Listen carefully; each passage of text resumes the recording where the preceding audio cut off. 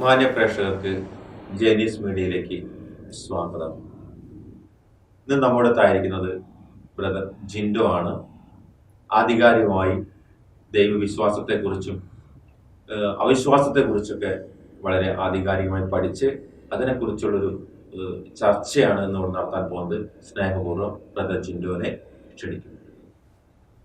പ്രത്യേകമായി ഈ കേരളത്തോട് ബ്രൈറ്റ് കേരളൈറ്റ് എന്ന ചാനലിലൂടെ പ്രശസ്തനായ ആസ്ട്രോഫിസിസ്റ്റ് വിഷ്ണു വാസുദേവ് ഒരു ചോദ്യം ചോദിക്കുന്നുണ്ട്.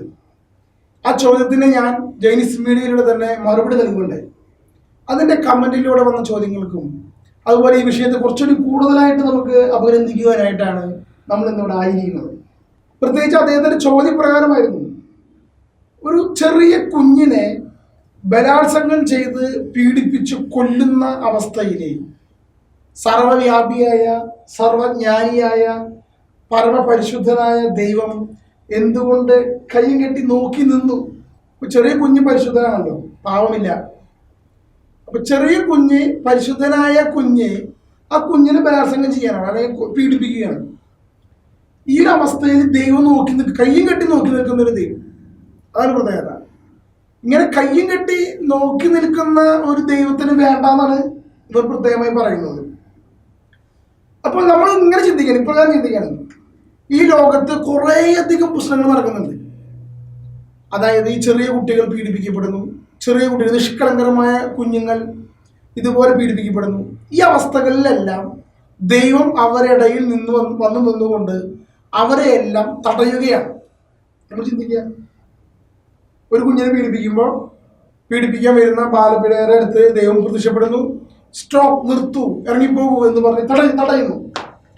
ഇങ്ങനെ ആ കുഞ്ഞിന്റെ കാര്യത്തിലും ലോകത്തെ എല്ലാ കാര്യത്തിലും ദൈവം അങ്ങനെ ഇടപെടാൻ തുടങ്ങിക്കഴിഞ്ഞാൽ ഈ ഭൂമി ദൈവത്തിന്റെ ഇഷ്ടം മാത്രം നിറവേറുന്ന ഒരു സ്ഥലമായി മാറും.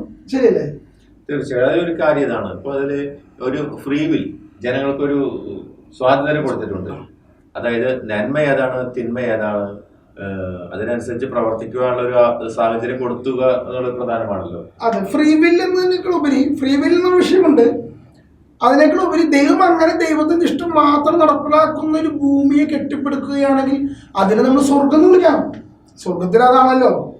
സ്വർഗത്തിൽ പാപമില്ല, ഒരു കുഞ്ഞിനെയും ആരും പീഡിപ്പിക്കുന്നില്ല, അല്ലെങ്കിൽ അങ്ങനെ ഒരു പാപകരമായ ഒരു വസ്തുത പോലും സ്വർഗത്തിൽ നടക്കുന്നില്ല.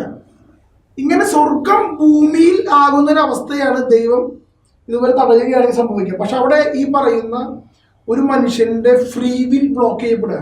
അതായത് ഞാൻ എന്ത് തീരുമാനിക്കണമെന്ന് ദൈവം പറയും, ദൈവം പറഞ്ഞതനുസരിച്ച് മാത്രമേ ഞാൻ പ്രവർത്തിക്കാൻ പാടുള്ളൂ. ഞാൻ തെറ്റായി പ്രവർത്തിക്കുമ്പോൾ ദൈവം അവിടെ എന്നെ പിടിച്ചു നിർത്തും, സ്റ്റോപ്പ്, നിർത്തിയിരിക്കും. അപ്പൊ എനിക്ക് സ്വന്തമായിട്ട് ഒന്നും ചെയ്യാൻ പറ്റില്ല. അപ്പൊ പിന്നെ ഞാൻ വെറും ഒരു റോബോട്ടാണ്, ഞാൻ പിന്നെ ഒരു മനുഷ്യനല്ല. അല്ലെങ്കിൽ മക്കളെന്നൊരു അവകാശം എനിക്കില്ല. ഇപ്പൊ നമ്മളൊരു റോബോട്ടിന് നിർമ്മിച്ചു കഴിഞ്ഞാൽ അതിന്റെ ഓണർ പറയുന്നത് മാത്രമേ റോബോട്ട് ചെയ്യുള്ളൂ. അപ്പൊ ഇതേപോലെയുള്ള ദൈവം മനുഷ്യനെ സൃഷ്ടിക്കുമ്പോൾ ഇതേപോലെ റോബോട്ടായി തീരണം എന്നാണ് ദൈവം ആഗ്രഹിക്കുന്നതെങ്കിൽ ഈ പറഞ്ഞ പോയിന്റ് ശരിയാ. അതായത് ഒരു പിഞ്ചു കുഞ്ഞിനെ പീഡിപ്പിക്കുമ്പോൾ ദൈവം അപ്പോൾ തന്നെ റോബോട്ട് സ്വിച്ച് അമർത്തുന്ന പോലെ വ്യക്തിയെ തിരിച്ചു. മനസ്സിലാവുന്നുണ്ടോ? അങ്ങനെ വന്നു കഴിഞ്ഞാൽ മനുഷ്യന്റെ ഒരു റോബോട്ടുണ്ട്. മനുഷ്യൻ എന്ന നിലയിൽ അവന് യാതൊരു വിലയുമില്ല, പുത്രൻ എന്ന അവകാശമില്ല. അപ്പൊ ദൈവം ഇവിടെ ശരിക്ക് ചിന്തിക്കുന്നത് മനുഷ്യന് സ്വാതന്ത്ര്യം കൊടുക്കണം. സ്വാതന്ത്ര്യം അത് വിലയാണ്. കാരണം ദൈവം പരിശുദ്ധനായതുകൊണ്ട്, ദൈവം നന്മയായതുകൊണ്ട്. അതിന് ഈ പ്രോബ്ലം ഓഫ് ഈവിൾ എന്നുള്ള വിഷയത്തിൽ നമ്മൾ ക്രിസ്ത്യാനി പറയുന്നതാണ്. അതായത് ദൈവം നന്മയായതുകൊണ്ട് ദൈവത്തിന് സ്വാതന്ത്ര്യത്തെ തടയുവാൻ സാധിക്കുന്നില്ല. ഒരു വ്യക്തിയുടെ സ്വാതന്ത്ര്യത്തിന് ദൈവം തടയുകയാണെങ്കിൽ ദൈവം സർവ്വ നന്മ സ്വരൂപിയല്ല. അതിന്റെ പ്രത്യേകത. അപ്പൊ ദൈവം സർവ്വ നന്മയായതുകൊണ്ടാണ് ദൈവം ആ വ്യക്തിക്ക് സ്വാതന്ത്ര്യം കൊടുത്തിരിക്കുന്നത്. ആ സ്വാതന്ത്ര്യം ഉപയോഗിച്ചുകൊണ്ട് അവൻ എന്ത് ചെയ്യുന്നു എന്നുള്ളത് അവന്റെ മാത്രം തീരുമാനമാണ്. അപ്പൊ ഒരു പാപം ഉണ്ടാകുന്നതിന് കാരണം ദൈവത്തിന്റെ പരിശുദ്ധി തന്നെയാണ്. യഥാർത്ഥത്തിൽ ദൈവം പരിശുദ്ധനാണ്, അതുകൊണ്ട് ദൈവത്തിന്റെ മക്കൾക്ക് സ്വാതന്ത്ര്യം കൊടുത്തു. ആ സ്വാതന്ത്ര്യം ഉപയോഗിച്ചുകൊണ്ട് മനുഷ്യ മക്കൾ ദൈവത്തിന് ഇഷ്ടമില്ലാത്ത പാപം ചെയ്യുമ്പോൾ ദൈവം കയ്യും കെട്ടി നോക്കി നിൽക്കേണ്ട ഒരു അവസ്ഥയാണ്. ഒരു തെറ്റ് ഏതാണ് ശരി ഏതാണെന്ന് നമുക്ക് ജനങ്ങൾക്ക് വിവേചിച്ചറിയാനുള്ള ഒരു ശക്തി കൊടുത്തിട്ടുണ്ട്. അത് നടപ്പിലാക്കുന്ന രീതി ചെയ്ത് കഴിഞ്ഞാൽ ശരിക്കും പറയുകയാണെങ്കിൽ ഈ പറഞ്ഞ ഒരു സ്വർഗത്തിന്റെ പ്രതീതി ഈ ഭൂമിയിലുമായി നടത്തും അല്ല, അതെ അങ്ങനെയാണോ? അതെ അതെന്താ വെച്ചിട്ടുണ്ടെങ്കിൽ പ്രത്യേകം മനസ്സിലാക്കേണ്ടത് ദൈവം ഉണ്ട് എന്നുള്ളതിന്റെ ഏറ്റവും വലിയ തെളിവാണ് ധാർമ്മികത എന്ന് പറയുന്ന വിഷയം. അതായത് എല്ലാ മനുഷ്യരുടെ ഉള്ളിലും ദൈവം ഒരു സ്വരം കൊടുക്കുന്നുണ്ട്, ഇതാണ് നന്മ, ഇതാണ് തിന്മ. ഒരു റോബോട്ടിനെ മനുഷ്യർ സൃഷ്ടിക്കുമ്പോൾ ആ റോബോട്ടിന്റെ ഉള്ളിൽ ഒരിക്കലും ഇതാണ് നന്മ, ഇതാണ് തിന്മ എന്ന് പറയാൻ സാധ്യമല്ല. കാരണം റോബോട്ടിനെ സംബന്ധിച്ചുള്ള ഒരു മനുഷ്യനെ കൊന്നാലും ഒരു മനുഷ്യനെ രക്ഷിച്ചാലും ഒരേപോലെയുള്ളൂ, ഇതിൽ പ്രവൃത്തി ചെയ്യുന്നുണ്ടല്ലോ. പക്ഷെ ദൈവം തടയുന്നത് പുറമേ നിന്നിട്ടല്ല, മനുഷ്യന്റെ ഉള്ളിൽ നിന്നിട്ടാണ്. ഉള്ളിൽ നിന്നുള്ള സ്വരമാണ്, നീ അത് ചെയ്യരുത് ചെയ്യരുത് ചെയ്യരുത്, നീ ഇത് ചെയ്യുക, ഇതാണ് വഴി, ഇതിലേ പോവുക. ദൈവം പ്രവർത്തിക്കുന്നത് മനുഷ്യന്റെ ഉള്ളിൽ ഇരുന്നിട്ടാണ്. അതിനാണ് മനസാക്ഷിയുടെ സ്വരം. അതെ, അത് ജനങ്ങളെ ആശയപ്പെടുത്തുന്നത് അങ്ങനെ ഒരു മനുഷ്യന്റെ ഉള്ളിൽ അവൻ ചെയ്യുന്നത് തെറ്റാണെങ്കിൽ അങ്ങനെ പറയുന്നുണ്ട്, അത് തെറ്റാണെന്ന് പറയുന്നുണ്ടെങ്കിൽ അവൻ ചെയ്യുന്നുണ്ടല്ലോ. അതെ, അപ്പൊ ആ ദൈവത്തിന്റെ പവർ എന്താണെന്നാണ് പലരും ചോദിക്കുന്നത്. യെസ്, കറക്റ്റ് ആണ്. അതായത് ഒരു മനുഷ്യന്റെ ഉള്ളിൽ ദൈവം ഉണ്ടെങ്കിലും അവനെ ആ ദൈവത്തിന്റെ സ്വരത്തേക്കാൾ ഉപരി മറ്റൊരു സ്വരം അവൻ കേൾക്കുന്നുണ്ട്. അതായത് ദൈവം കൊടുത്തിരിക്കുന്ന സ്വാതന്ത്ര്യം എന്ന് പറഞ്ഞു കഴിഞ്ഞാൽ നന്മതിന്മകളുടെ വിഷയത്തിന്റെ പടം എന്നാണ് നമ്മൾ ഏതെന്ന് തൊട്ടത്തിൽ പറയുന്നതിന്. നന്മ ഏത് തിന്മ ഏത് തീരുമാനിക്കാൻ മനുഷ്യനാണ് അധികാരം. ഭൂമിയിലെ ഈ അധികാരം കൊടുത്തിരിക്കുന്നത് മനുഷ്യനാണ്.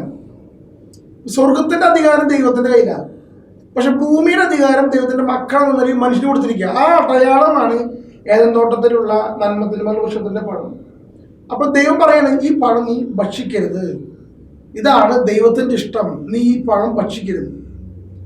മനുഷ്യന്റെ മുമ്പിൽ ഒരു പ്രലോഭനം കടന്നു വരികയാണ്. യഥാർത്ഥത്തിൽ അത് സൃഷ്ടിയിൽ തന്നെയുണ്ട്. നമ്മളെ തന്നെ പിശാചിന്റെ മേലെ ഇപ്പൊ യുക്തിവാദികളോട് പിശാചാണെന്നൊക്കെ പറഞ്ഞു കഴിഞ്ഞാൽ അവർ ചിരിക്കും.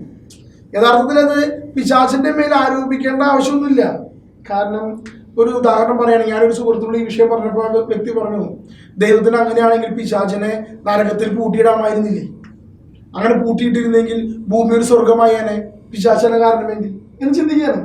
അപ്പൊ യഥാർത്ഥത്തില് നമ്മൾ ബൈബിളിൽ നോക്കി ഉൽപ്പത്തിയുടെ പുസ്തകത്തിൽ നോക്കിക്കഴിഞ്ഞാൽ ഒരിക്കലും നമുക്ക് കാണാൻ പറ്റില്ല പിശാച് നരകത്തിൽ നിന്ന് വന്നു ആദത്തിനെ പ്രലോഭിപ്പിച്ചു, ഹവ്വനെ പ്രലോഭിപ്പിച്ചു എന്ന് നമുക്ക് ബൈബിളില് വായിക്കാൻ പറ്റില്ല. അതുകൊണ്ടാണല്ലോ പുതിയ നിയമത്തില് ഇതുപോലെ പരീക്ഷണം ഉണ്ടാവുന്നത് സ്വാഭാവികം. അതെ, അതിനെ ഓവർകം ചെയ്യണമെങ്കിൽ എന്ത് ചെയ്യണമെന്ന് കാണിച്ചു തന്ന വ്യക്തിയാണ് യേശു ക്രിസ്തു.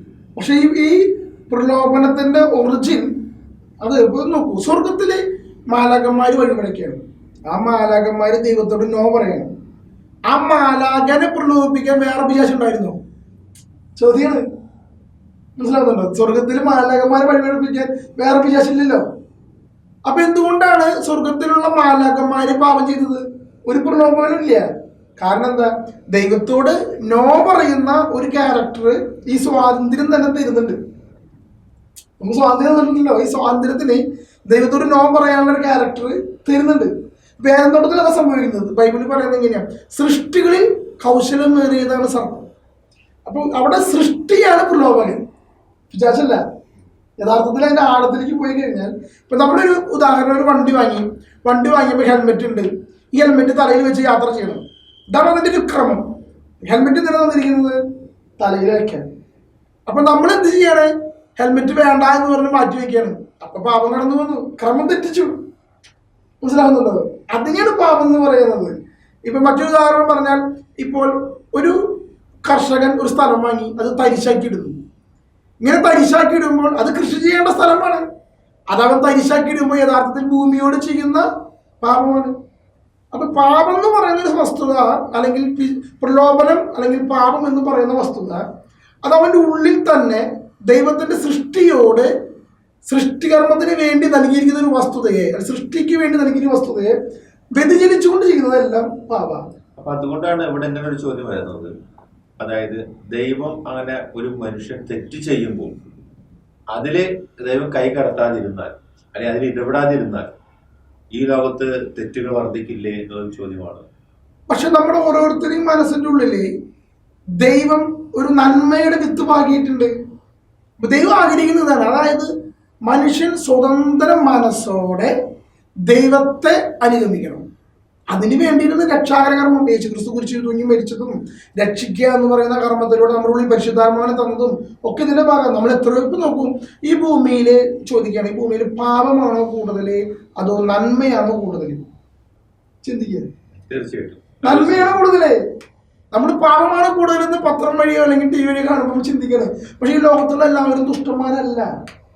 ഇപ്പൊ ബൈബിളിൽ സംഭവം പറയുന്നത് നോഹയുടെ ജലപ്രളയം. അവിടെ എന്താ വിഷയം എന്നറിയാമോ? നോഹയുടെ ജലപ്രളയത്തില് ദൈവം നോക്കുമ്പോൾ സകലരും പാപികളാണ്, സകലരും ദുഷ്ടരാണ്. ദൈവം മനുഷ്യനെ സൃഷ്ടിച്ചതിന് അനുദപിച്ചു. എല്ലാവരും ദുഷ്ടരായി പോയല്ലോ, ഭൂമിയെ നശിപ്പിച്ചു കളയാ. അതുപോലൊരു അവസ്ഥ ഇന്നിവിടെ ഇല്ല. ഇന്ന് എല്ലാവരും നന്മയിൽ ജീവിക്കുന്നു. ശരിക്കും അങ്ങനെ നമുക്ക് കാണാൻ സാധിക്കുക. നന്മയിൽ ജീവിക്കുന്നു, കുറച്ചു പേര് പാപം ചെയ്യുന്നു. ഈ കുറച്ചു പേരെ പ്രതി ഈ ഭൂമിയെ നശിപ്പിക്കണം. യേശു പറഞ്ഞൊരു ഉപമയുണ്ട്, കളകളുടെ ഉപമ. കളകളുടെ ഉപമയുടെ പ്രത്യേകത എന്താ? ദൈവം യജമാനൻ വിളവ് കൃഷിസ്ഥലത്ത് വിത്ത് വാങ്ങി, അത് വളർന്നു പന്തലിച്ചു. ആ സമയത്ത് ശത്രു വന്ന് കളകൾ വിതറി. അപ്പൊ നന്മയും തിന്മയും ഭൂമിയിൽ ഒരുമിച്ച് വളരാൻ. അപ്പോൾ ഇവർ ചോദിക്കുകയാണ്, കളകൾ വളർന്നപ്പോൾ നിങ്ങൾ കളകൾ കുറച്ച് കളയട്ടോ? ബദർ ചോദിച്ചില്ല. അതായത് ഈ പാപം അവസാനിപ്പിച്ചോടെ എന്നുള്ള രീതിയിൽ ചോദിക്കുകയാണല്ലോ. അപ്പൊ അതങ്ങനെ അവസാനിപ്പിക്കുകയാണെങ്കിൽ വിളകളും കൂടി നശിപ്പിക്കപ്പെടും. അതാണ് പോയത്. അത് നല്ല മനുഷ്യരും കൂടി ഈ ഒരു തിന്മയുണ്ട് എന്നതിന്റെ പേരിൽ നല്ല മനുഷ്യരും കൂടി നശിപ്പിക്കപ്പെടുക, അത് പാടില്ല. അതുകൊണ്ട് കളയും വിളയും ഒരുമിച്ച് വളരട്ടെ. എന്താണ് കർത്താവ് ലോകാവസാനം വരെ കാത്തു സൂക്ഷിക്കുമ്പോൾ ആഗ്രഹിക്കുന്നത്? കളയും വിളയും ഒരുമിച്ച് വളരട്ടെ. അങ്ങനെ വളർന്നു കഴിഞ്ഞാൽ സംഭവിക്കും, ലാസ്റ്റ് അന്ത്യ സമയത്ത് അവസാനം യേശുക്രിസ്തു രണ്ടാമത് വരുമ്പോൾ കളകളെ വേറെ കെട്ടി തീയിലിടും, വിളകളെ മാറ്റി സ്വർഗ്ഗത്തിലേക്ക് മാറ്റും. ഈ ഒരു പ്രോസസ്സ് ലാസ്റ്റ്, അതായത് ഒരു പാപിക്ക് അവസാന നിമിഷം വരെ അനുദപിച്ച് തിരിച്ചു വരാനുള്ള ഒരു അവസരം ഈ സ്വാതന്ത്ര്യം തന്നെ ദൈവം കൊടുത്തിട്ടുണ്ട്. അതിന് പ്രധാനപ്പെട്ട പോയിന്റ്. അപ്പൊ അതില് നമ്മുടെ പ്രേക്ഷകർ ചോദിക്കുന്ന ഒരു പ്രധാനപ്പെട്ട ഒരു കാര്യം ഇതാണ്, എന്തുകൊണ്ട് അങ്ങനെയാണെങ്കിൽ ദൈവത്തിന് ഈ ഭൂമിയിൽ സ്വർഗമാക്കിക്കൂടാ? അതെ, ഈ സ്വർഗമാക്കണമെങ്കിലുള്ള ആദ്യത്തെ കണ്ടീഷൻ എന്ന് പറയുന്നത് അധികാരം മനുഷ്യന്റെ കയ്യിലാണല്ലോ. ഇപ്പോ ദൈവം ഈ ഭൂമിയിൽ നന്മ ചെയ്യണം തിന്മ ചെയ്യണം എന്നുള്ള അധികാരം കൊടുത്തിരുന്നത് മനുഷ്യന്റെ കയ്യിലാണ്. അപ്പോൾ ഈ മനുഷ്യൻ തന്നെ അധികാരം ഉപയോഗിച്ചുകൊണ്ട് ദൈവത്തോട് യെസ് പറയണം. അതായത് ഈ മനുഷ്യന്റെ സ്വാതന്ത്ര്യം തന്നെ ദൈവത്തോട്, ദൈവമേ നീ പറഞ്ഞതുപോലെ മാത്രമേ ഈ ഭൂമിയിൽ നടക്കാൻ പാടുള്ളൂ, മറ്റ് എൻ്റെ ഇഷ്ടം നടക്കരുത്, അല്ലെങ്കിൽ ഈ ലോകത്തുള്ള പിശാചിന്റെ ഇഷ്ടം നടക്കരുത്, ദൈവത്തിന്റെ ഇഷ്ടം മാത്രമേ നടക്കാവൂ എന്നുള്ളൊരു ലെവലിലേക്ക് ഈ ലോകത്തെ എല്ലാ മനുഷ്യന്മാരും എത്തണം. അങ്ങനെ എത്തിക്കഴിഞ്ഞാൽ സംഭവിക്കും, മനുഷ്യൻ തന്നെ സ്വന്തം തീരുമാനം അനുസരിച്ച് ദൈവത്തിന്റെ ഇഷ്ടം ഭൂമിയിൽ നടപ്പിലാക്കുന്ന വിശുദ്ധരായി മാറും. ഈ ഒരു സ്വപ്നമാണ് യഥാർത്ഥത്തിൽ സ്വർഗസ്ഥനായ ഞങ്ങളുടെ പിതാവേ എന്നുള്ള പ്രാർത്ഥന. സ്വർഗസ്ഥനായ ഞങ്ങളുടെ പിതാവേ എന്നുള്ള പ്രാർത്ഥന എന്താ പറയുന്നത്? അങ്ങയുടെ രാജ്യം വരണമേ, അങ്ങയുടെ തിരുമനസ് സ്വർഗത്തിലെ പോലെ ഭൂമിയിലും ആകണമേ. അതാണ് അതിന്റെ പോയിന്റ്.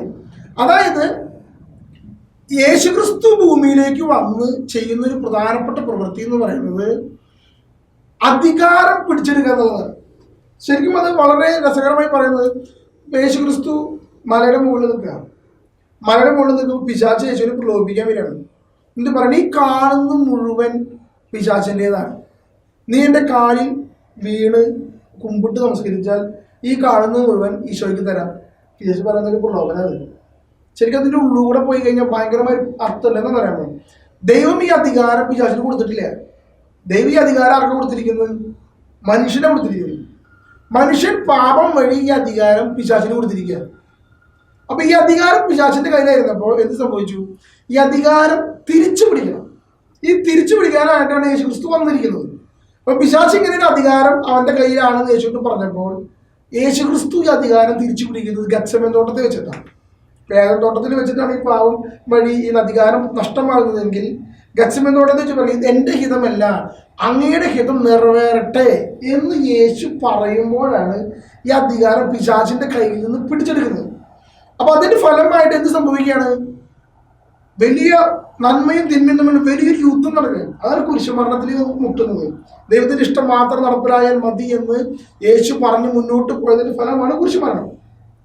അപ്പോ അങ്ങനെയാണ് യേശുക്രിസ്തു കുരിശുമരണം വന്നാൽ പോലും ദൈവത്തിന്റെ ഇഷ്ടം മാത്രമേ ഇവിടെ നടക്കാവൂ, പിശാചിന്റെ ഇഷ്ടം നടപ്പിലാകരുത് എന്ന് പറഞ്ഞുകൊണ്ട് യേശു ഈ അധികാരം പിശാചിന് തിരിച്ചു പിടിച്ചു.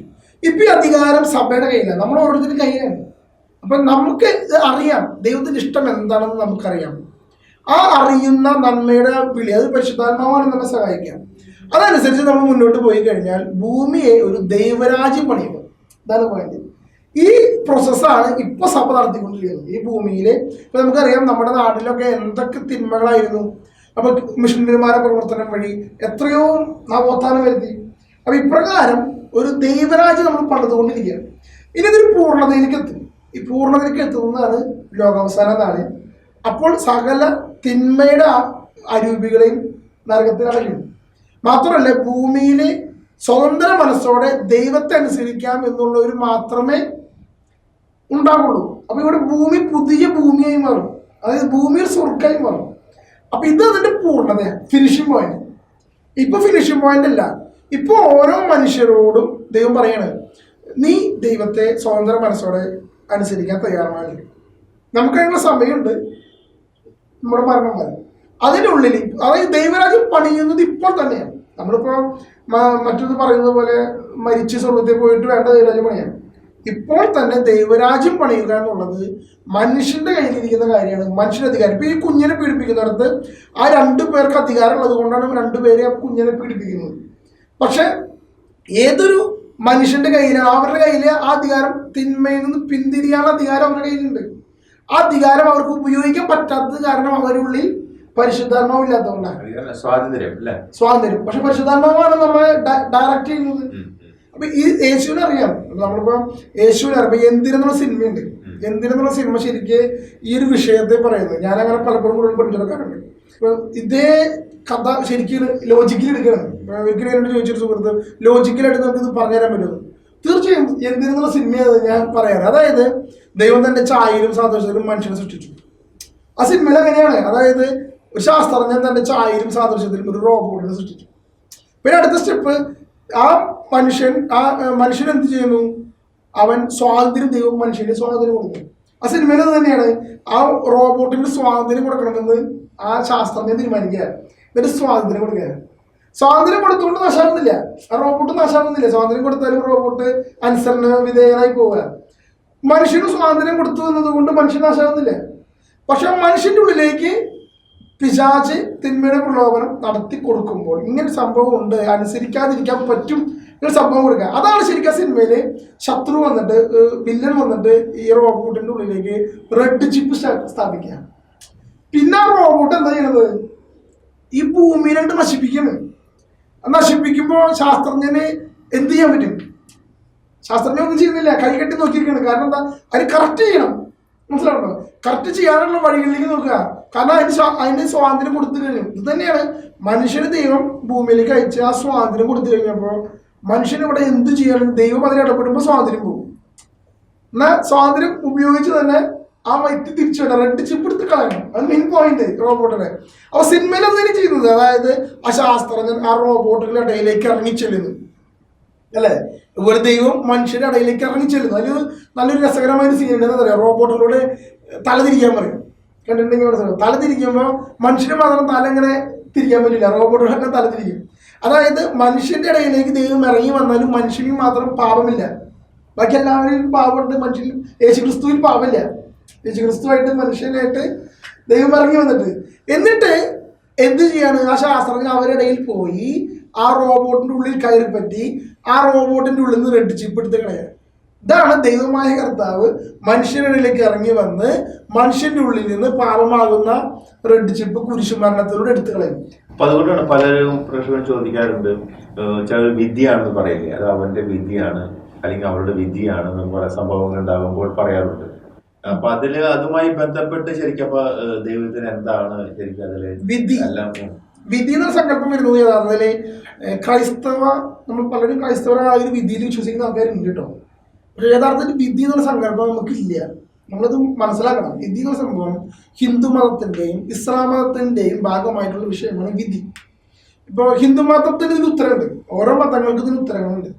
ഇപ്പൊ ഹിന്ദു മതത്തിന് ഉത്തരം നമുക്ക് അനലൈസ് ചെയ്യുകയാണെങ്കിൽ മുൻ ജന്മത്തില് അവരൊരു പാപം ചെയ്തു, ആ പാപം ചെയ്തത് കൊണ്ട് ഈ ജന്മത്തിൽ ആ കുട്ടി പീഡിപ്പിക്കപ്പെടുകയാണ്. ഇതാണ് അതിന്റെ ഉത്തരവല്ലേ. മുൻ ജന്മത്തിന്റെ പാപത്തിന്റെ ഫലമായി അതിന് ശിക്ഷയായിട്ടാണ് ആ കുട്ടി ഈ ജന്മത്തിൽ പീഡിപ്പിക്കപ്പെട്ട് മരിക്കുന്നത്. അങ്ങനെ മോക്ഷം കിട്ടുകയാണ് ആ കുട്ടിക്ക്. അങ്ങനെ ഒരു ഉത്തരാണ് ഹിന്ദുമതം നൽകുന്നത്. അപ്പൊ അത് ആ കുട്ടിയുടെ വിദ്യയാണ്. മനസ്സിലാവുന്നുണ്ടോ? ഇനി ഇസ്ലാം മതത്തെ സംബന്ധിച്ചിടത്തോളം ഇതുപോലെ തന്നെയാണ്. അള്ളാഹു ആണ് ഉപകാരം വരുത്തുന്നതും ഉപദ്രവം വരുത്തുന്നതും. അപ്പൊ ഈ കുട്ടിയിലേക്ക് തിന്മ നൽകിയതും അള്ളാഹു തന്നെയാണ്. അള്ളാഹുവിൽ നിന്നാണ് നന്മയും തിന്മയും പുറപ്പെടുന്നത്. അവർ വിശ്വസിക്കുന്നത് അങ്ങനെയാണ്. സർവ്വനന്മ സ്വരൂപിയാണെന്നുള്ള കൺസെപ്റ്റ് അവർക്ക് വരുന്നില്ല. അവര് നമുക്ക് മാത്രമാണ് നമ്മുടെ ദൈവം പരിശുദ്ധനാണ്, സ്നേഹമാണ്, നന്മയാണ്. പക്ഷെ അവരുടെ ദൈവം അങ്ങനെ ഉദ്ദേശിക്കുന്നില്ല. അപ്പൊ അള്ളാഹുവിൽ നിന്ന് നന്മയും തിന്മയും വരുത്തുന്നു. ഉപകാരവും ഉപദ്രവവും ആ കുഞ്ഞിലേക്ക് വരുത്തിയത് അള്ളാഹു തന്നെയാണ്. അതുകൊണ്ട് ആ ഉപദ്രവം കുട്ടി സഹിച്ചു കഴിഞ്ഞാൽ സ്വർഗത്തിലേക്ക് പോകും. ആ ഒരു കൺസെപ്റ്റാണ് ഇസ്ലാം മതത്തിന്റെ കൺസെപ്റ്റ്. അപ്പൊ അവര് ആ കുഞ്ഞിനെ അവിടെ നൽകി ആ കുഞ്ഞിനെ പീഡിപ്പിക്കുന്നവർക്ക് ശിക്ഷ അള്ളാഹു നരകത്തിൽ കൊടുക്കും. ഇങ്ങനെ കൺസെപ്റ്റാണ്. അപ്പൊ വിധി എന്ന് പറയുന്നത് ഈ രണ്ട് മതങ്ങളുടെ കൺസെപ്റ്റ് അനുസരിച്ച് വരുന്നതാണ്. ഇനി ബുദ്ധമതത്തിനുണ്ട് ഇതേപോലെ തന്നെ. ബുദ്ധമതത്തിന് ആഗ്രഹിക്കാനാണ് പാപം കടന്നു വരുന്നത്, ദുഃഖം കടന്നു വരുന്നത്. അപ്പൊ ഈ രണ്ടുപേരെ കുട്ടിയെ പീഡിപ്പിക്കുമ്പോൾ ആഗ്രഹിക്കുകയാണ്. മനസ്സിലാവുന്നുണ്ടോ? അപ്പൊ ആഗ്രഹമാണ് പാപത്തിന്റെ ദുഃഖത്തിന്റെ കാരണം എന്ന കൺസെപ്റ്റാണ് ബുദ്ധമതത്തിൽ. എന്നാൽ ക്രിസ്തു മതത്തിൽ അങ്ങനെയല്ല. വിധി എന്നുള്ളൊരു കൺസെപ്റ്റേ ഇല്ല. അത് നമ്മൾ പ്രത്യേകം മനസ്സിലാക്കണം. ഇപ്പൊ ഒരു വ്യക്തി നശിച്ചു പോകണമെന്ന് ദൈവം ആഗ്രഹിക്കുന്നില്ല. അപ്പൊ ഞാൻ നാളെ നശിച്ചു പോകും എന്ന് ദൈവത്തിന് അങ്ങനെ സ്വപ്നമേ മനുഷ്യനെ കുറിച്ചില്ല. എല്ലാവരും നന്നാവണം, എല്ലാവരും ദൈവത്തിന്റെ ഇഷ്ടമനുസരിച്ച് ജീവിക്കുന്ന നല്ലവരായിരുന്നു. ഇതാണ് ദൈവത്തിന്റെ സ്വപ്നം. അപ്പൊ നിന്നെ കുറിച്ചൊരു പദ്ധതിയുണ്ട്. നാശത്തിനുള്ളതല്ല, ക്ഷേമത്തിനുള്ളതാണ്. ശുഭകരമായ പ്രത്യാശ നൽകുന്ന പദ്ധതി. ഇതാണ് ദൈവത്തിന്റെ പദ്ധതി.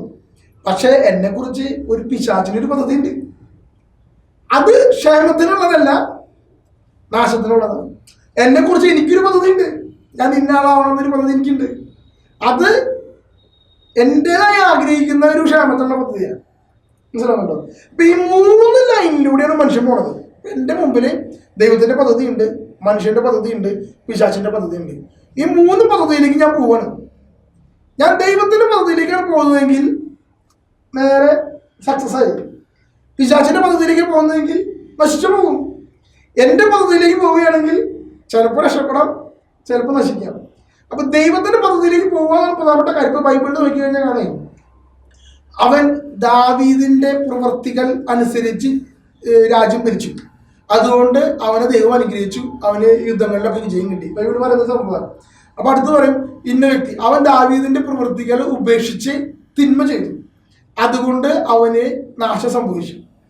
ബൈബിളിൽ അങ്ങനെ പറയുന്നത്. ഇപ്പൊ യോനയുടെ കഥയുണ്ട്. യോനയുടെ കഥ നിനവേലേക്ക് പോവാണ്. യോന പ്രവാചകൻ നിനവേലി എന്നിട്ട് പറയണത് നിങ്ങൾ നശിക്കാൻ പോകുന്നു എന്ന് പറയാൻ ദൈവം പറഞ്ഞിട്ടാ പറയുന്നത്. പക്ഷെ എന്ത് സംഭവിക്കുകയാണ്? അവരെല്ലാവരും ചാക്കുകൊടുത്ത് ചാരം പൂശി അനുദപിച്ചു. അപ്പൊ ദൈവം എന്ത് ചെയ്തു? അവരിന്ന് ശിക്ഷ വിളിച്ചു. വിധി എന്നുള്ള സംഭവം ഉണ്ടായിരുന്നെങ്കിൽ നാളെ ഇന്ന സംഭവം ഉണ്ടാവും ദൈവത്തിന് അറിയില്ല. ഇതൊക്കെ ചോദ്യം വരുന്നത്. സർവജ്ഞാനിയാണല്ലോ ദൈവം. അപ്പൊ നാളെ സംഭവിക്കാൻ പോകുന്ന കാര്യം ദൈവത്തിന് അറിയാലോ. ഇപ്പൊ എന്തുകൊണ്ട് ദൈവം പറഞ്ഞില്ല? അങ്ങനെയല്ല ദൈവത്തിന് അറിയുന്നത്. നാളെ സംഭവിക്കുന്നത് ഇന്നിപ്പോ ഞാൻ ആയിരുന്ന അവസ്ഥയിൽ ഇങ്ങനെ പോവുകയാണെങ്കിൽ എന്ത് സംഭവിക്കും എന്ന കാര്യം ദൈവത്തിന് അറിയാം.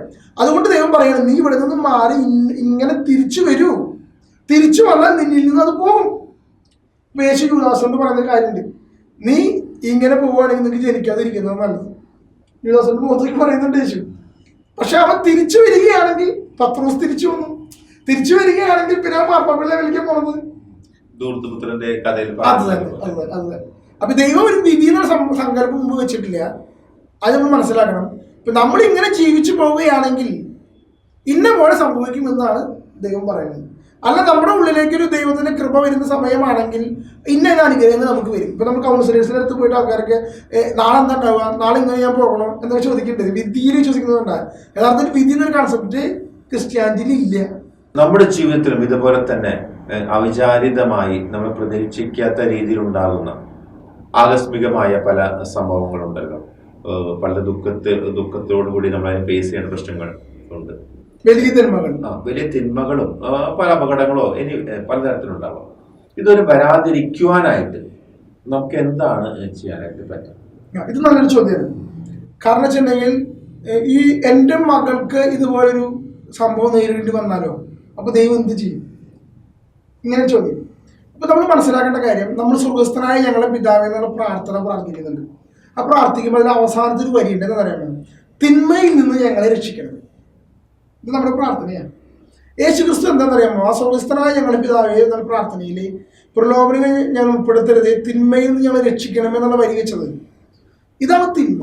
നമ്മുടെ ജീവിതത്തിലേക്ക് വരുന്ന വലിയൊരു തിന്മ. പലരുടെ ജീവിതത്തിലേക്ക് തിന്മ നനച്ചിരിക്കാതെ വരും. ഇപ്പൊ നമ്മുടെ കുട്ടീനെ ഈ പറയുന്ന പോലെ ഒരു വ്യക്തി പീഡിപ്പിക്കുന്നു, അപ്പൊ നമ്മള് സ്വപ്നം കാണാത്തൊരു തിന്മ നമ്മുടെ ജീവിതത്തിലേക്ക് വരികയാണ്. പിന്നെ അതിന്റെ പിറകെ പോകേണ്ടത് എത്തിക്കാനാണ്.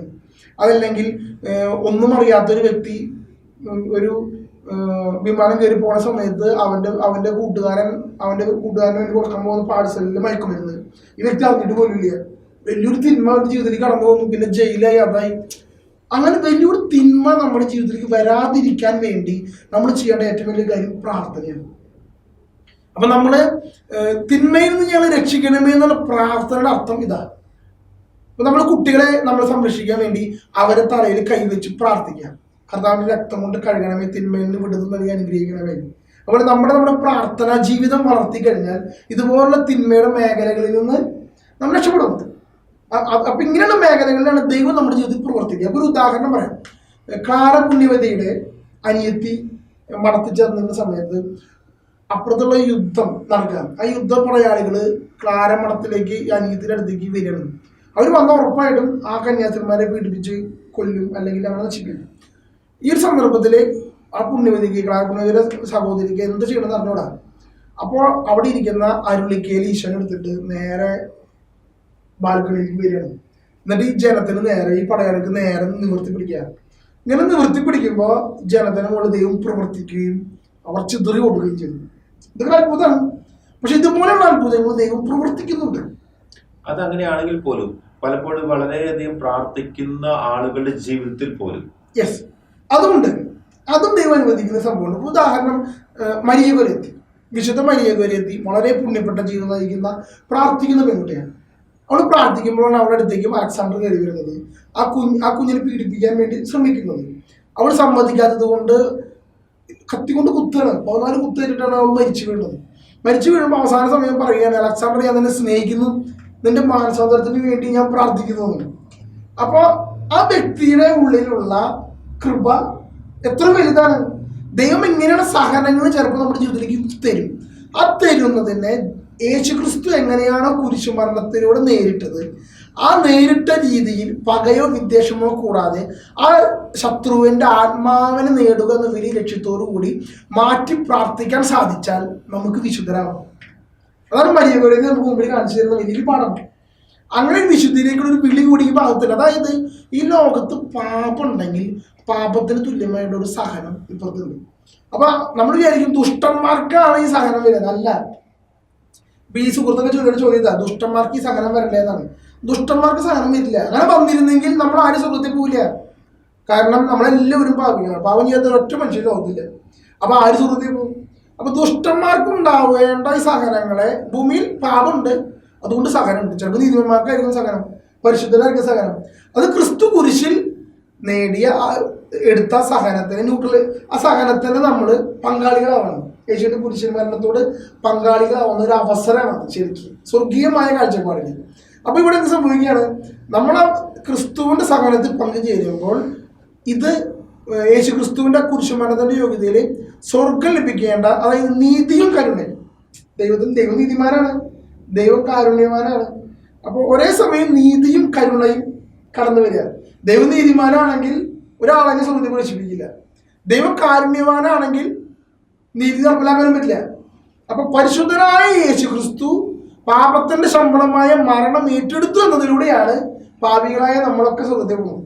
അപ്പൊ ഇതിൽ പങ്കാളിത്തമാണ് വിശുദ്ധരായ രക്തസാക്ഷികൾക്കും ഇതുപോലെയുള്ള മരിയ കൊരിയത്തെ പോലുള്ള വിശുദ്ധന്മാർക്കും ലഭിക്കുന്നത്. ആ ഒരു പങ്കാളിത്തം, അതാണ് ക്രിസ്തുവിന്റെ കുരിശിനോട് പങ്കാളിയാവാൻ പൗലോസ്ലീഹ ആഗ്രഹിക്കുന്നു എന്ന് പറയുന്ന കാര്യം.